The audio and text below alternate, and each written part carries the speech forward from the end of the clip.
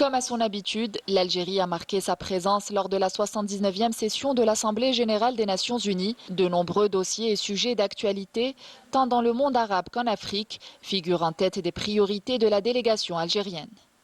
Dans un contexte mondial particulièrement sensible, caractérisé par les conflits, l'élargissement des écarts entre le Nord et le Sud, les changements climatiques et les menaces environnementales, l'Algérie a vigoureusement plaidé à l'ONU en faveur des peuples opprimés et colonisés. Face à la guerre d'extermination qui sévit à Gaza, son extension à la Cisjordanie puis au Liban, ainsi que l'escalade dangereuse que connaît la région, l'Algérie a lancé un appel urgent pour la mise en place de mesures concrètes et immédiates afin de stopper la barbarie sioniste. L'Algérie, qui a toujours tendu la main à tous les pays et peuples en besoin d'aide, est convaincue que les défis auxquels sont confrontés les pays voisins nécessitent une réponse internationale efficace et un véritable engagement mondial, rappelle que des actions concrètes sont essentielles, loin des discours creux et des promesses non tenues.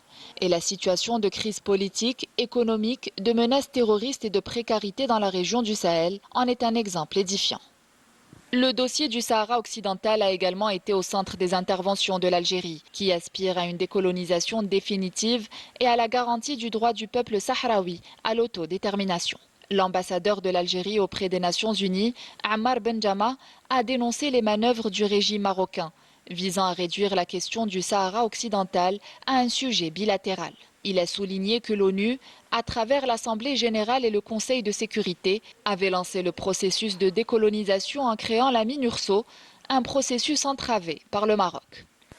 Tous ces efforts sont actuellement freinés à cause de l'occupant, à savoir le Maroc, ce pays qui use de tous les moyens afin de reporter ce référendum en prétextant un plan sans fondement, le plan d'autonomie.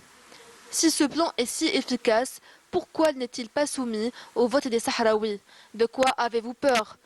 Avez-vous peur que le peuple sahraoui maintienne ses revendications d'indépendance? De son côté, l'Algérie et tous ceux qui soutiennent le droit du peuple sahraoui à l'autodétermination appellent à la tenue de ce référendum.